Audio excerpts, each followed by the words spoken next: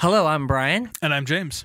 and we're getting ready to talk about Flash of Ferocity, the blue-green tempo deck. But no one knows what that word means. Maybe we should tell them what it means. One day. You got to check out the whole video for that. Or a different episode.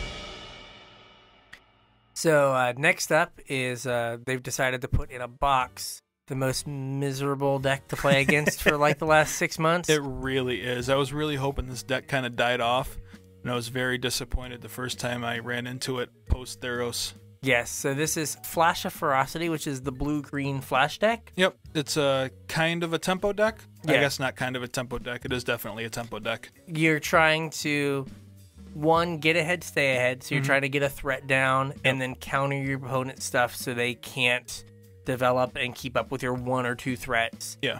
And you're trying to trade when you can at a mana advantage. You want them to spend 4 mana on their fires and you pay 2 mana for a quench. Right. You want them to pay 5 mana for a Cavalier and you pay 4 mana for your Frilled Mystic. Yep. Or you want them to leave up mana to pay for a quench or a mystical dispute, so they don't do something on their turn, and then you can flash in a Nightpack Ambusher or something instead. Yeah. Yep. So you're just trying to make the game awkward. Yep. And it works. Yes. So the first thing you put on here Yeah. is, I know we said we were going to talk about mana, But we're going to talk about but mana for the a minute. mana base in this deck is atrocious for what the deck needs to be able to do. Yeah, there's way too many comes into play tapped lands for you trying to leave counter magic up. Yeah, so like you got to be able to play Frilled Mystic, which is probably secretly like the best card in the deck. Mm-hmm. It's the fact that it's a counter spell and a threat. It does like both jobs. Right. And it's green, green, blue, blue. Right. And you want to desperately have it on turn 4 every game. And then there's also, you've got Nightpack Ambusher, which is 2 green, green. Yep. You also have Sinister Sabotage, which is 1 blue blue. yeah, like you Yeah. like these spells don't Brazen all work Borrower's together. 1 blue blue. Yeah, excuse me. They don't all work together when you have a bunch of comes into play tap lands, and I think the deck has like, I think it was like 16 or something basics. Yeah. Like the odds that you draw like forced tap land and like Right. just stare sadly at The Frilled Mystic. a Frilled in your Mystic as your opponent just runs you over Yeah. is like way too high. Yeah.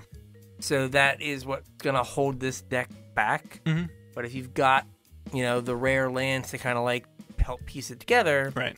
it's going to be good because the rest of the cards aren't that expensive. Yeah. Like preferably breeding pools. We're going to do like breeding pools over Thornwood Falls. Yeah. But this deck could probably use some Fabled Passages also. Yeah, just some way to actually like have your mana actually work. Right. Yep. So the notable cards that we have in here is first is Brazen Borrowers, Yeah. which are like $20 or $25. Yeah, they spiked reasonably recently. Yeah, they're kind of playable on all formats. They're played in Legacy now. Yep. Right? Pioneer, Modern. Yeah, being able to bounce something and effectively draw a 3/1 flash flyer off Yeah, of it it's great. is great. Yep. Fabled Passage. Mhm. So again, this is to try to help make the mana work. Yep. And then Nightpack Ambusher. Yep. And Nightpack Ambusher first started out in these decks as just a way for mono blue to not lose the Shifting Ceratops. Yeah. And then it just was like, oh wait, this card's just like objectively good. Yeah. No, it's pretty good. It Yeah. is a very strong 4-drop for sure. Yeah. Also, I just noticed that 2 of these Challenger decks have Fabled Passage in them. They do. You think the there's- price will come down? We can hope. I Like, don't know. what price do you buy into Fabled Passage for? Like, I know you've got your playset already. Yeah, they're like, what are they? They're between 15 and 20 right now. Yeah. I don't know if they get to like 10. Start buying them up. Yeah, because then they're going to climb back up. Yeah. Because, I mean, these decks are going to help with the supply, Mm-hmm. but they're not going to just fix it. Well, I mean, they're also going to drive the demand up, too. Yeah. Like, people are going to buy these decks and want to finish out their play sets. Yeah, so, but I think like long term, they're probably a card that's gonna just, depending if they don't put any more like fetch lands into Pioneer, like these are just gonna be the lands that you're gonna need to play Pioneer. Yeah. And we've seen what happens to the other fetch lands in other formats. Yeah. So unless it's like a random evergreen, like every third standard set you just get Fabled Passage, I don't know. Yeah. Like they're gonna do the same thing. They're gonna be $30, $40 a piece in 2 years. Yeah. Might be something to keep an eye on, like after these decks get out into the public. Yeah. Is keep an eye on the price of Fabled Passage. I would say if it gets down around maybe like $8 to $12, yeah, I might start buying them up, like just as an investment. Yeah, just doing like, okay, in 2 years I'm gonna like sell these for come $30 off 10 a of piece. them. Yeah. Yeah. Buy a modern deck. I mean, I got my Mox Diamonds were Khans fetch lands. I traded in like 30 Khans fetch lands and got $750 worth of like Mox Diamonds. Nice. That was very cool. nice. Yeah. So, like I said, at the core, this is a tempo deck. You're trying to trade with a mana advantage. You're trying to play on your opponent's turn so they don't know what you're doing. Yep. So basically, every turn for you is going to be the same. You're going to like draw. You're going to play a land. If you have a creature, you're going to attack with it or not. And then you're just going to pass the turn. Right, because like, everything you're going to do either has flash or is an instant, so you're going to play on your opponent's turn. Yeah, the bane of your existence is Teferi. Yeah. Like, then your deck doesn't do anything. Mystical Dispute. Yes. Will be your best friend. Yes. So... Like, the best tempo card in the deck is Brazen Borrower, right? Yeah. I mean, you can time walk them effectively. Yep. And then it also becomes a hard-to-answer threat. Yep. So the first upgrade is probably getting some more Brazen Borrowers in the deck. Yes. And I would say cut the unsummons. I think there's 2 unsummons in this deck. Yeah. Brazen Borrower is just a better unsummon. Yes. And the Horsefish. Good old Horsefish. It's just not good enough in here. The Wavebreak Hippocamp. Yeah, it's not like the extra cards are nice in theory. Well, right, but like 3 mana for a 2/2 isn't ideal. And you have to play it on your turn. Like, it goes against like the whole idea. Yeah, and it's fragile. Yeah, flash decks you don't have to play on your opponent's turn all the time. But when a bunch of decks are playing Bone Crusher Giants, yeah, I mean, don't want to pay 3 mana on the play. 3 mana. Here's my 2/2, and they just Bone Crusher Giant it. Yeah, that's you just lost that game. Basically. And then they play a 4/3, and you're like, oh, all right then. I guess I now have to like contend with this. Yeah. Not only do they play a 4/3, but they play a 4/3 that your Brazen Borrower can't block. Yes. And that trades with your Night Pack Ambusher. And if you target it, deals you 2 damage. Yeah. Like, it's just all things are bad. Yeah. So yeah, the Horsefish just not good enough. Yeah.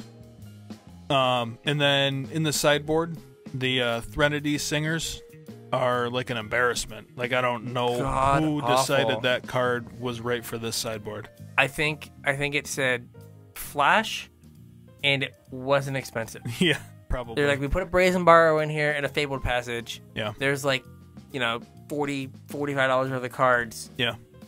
So some stinkers in here so we can make things work. Like, in all of these, though, this is the one card that I was like, oh my god, I can't believe they decided this went in here. Like, all of the deck lists were really tight except for this. Yeah, this one random card. Yeah. So I don't know what your thoughts were. I kind of thought that Nissa Who Shakes the World would be a reasonable upgrade here. Yeah, if you look at how this deck was built for, was it the Mythic? No, the Mythic Championship. It was the other thing. It was the thing that was smaller. That was like 64 players. Was it an invitational? The arena thing. The arena thing. Yeah. That Seth Manfield, Javier Dominguez, and I forget who the other person was, played. Like, it played Nissa's and Hydroid Crisis, but then also just played the Flash bouncy game. But it did have the Nissa, so the Nissas are like a kind of tried and true. This has worked in these decks before. Okay. They had them in the main, but definitely in the sideboard where you can, again, like kind of like juke. Yeah. Where your opponent, I don't know if I like them in the main of this version. Like, if you are playing Hydroid Crisis, I could see putting them in the main deck. But in this version, like, really, you only want something against the games that are going to go super long. Yeah. Like, you're not going to win a counter war against blue-white. No, but if you can stick a Nissa... Yeah, if you can kind of jam it under the radar, like if they tap out for some reason on their turn or something, it can certainly turn the tides. Well, I mean, that's part of the point of this deck, is you want to make them tap out. Yeah. So, like, if you have, like, Night Pack Ambusher and a Nissa, you just end of their turn, you jam your Night Pack Ambusher. Yeah. They have to counter it. Right. And if they do, they've tapped low enough that you can probably just jam your Nissa. Right. And if they don't, you have a Night Pack Ambusher. You're like, okay, you clearly have a Win-win Devil's either Veto. way. Yeah. So, all right, here, gotta make it 2-2 and say go. Yep. So you can put them in situations where you can get things through. And again, make sure you check out the link in the description for our not only the Goldfish deck list if you wanted to peruse it, but also our link of cards for our TCG Player affiliate. Yeah. And if I've noticed as I've read over these, you can kind of, if you bought multiple decks, you can definitely get the different pieces that we've suggested for different decks. Yeah, some of them for sure. Like yeah. Ember Cleaves and Brazen Borrowers and stuff. Yeah, or just like if you bought like the other deck that had a Fabled Passage. Oh, yeah, that's it. And you bought this, now you have 2 Fabled Passages to make your mana a little bit better. So you can kind of do that as well. Yeah, actually, like, I don't know what the exact price point of these is, but if they're like $25, like, I mean, that's almost a Fabled Passage. Yeah. Same with like Ember Cleaves. Yeah. Like you just buy your mono red deck and you get your Ember Cleaves. Yeah. As opposed to yeah, it's a decent thought. I hadn't thought about that. Full freight. Yeah. Yep. Well, thanks for watching Flash of Ferocity. Make sure you check out our other videos for Allied Fires, Final Adventure, and Cavalcade Charge. And if you like listening to our dulcet tones, you can check us out on Twitter at Casual Tripod, Facebook at Casual Try Hard MTG. If you want to shoot us an email, got any comments, questions, topics for future episodes, you can do it at show@casualtryhardmtg.com. And you can download our podcast anywhere you normally get a podcast. So the podcast app, Stitcher, Spotify. Just go on there and search Casual Tripod and you'll find us. Yep, and make sure you check out Myrtle Beach Games' YouTube channel for all the other videos we've done for them. Dulcet.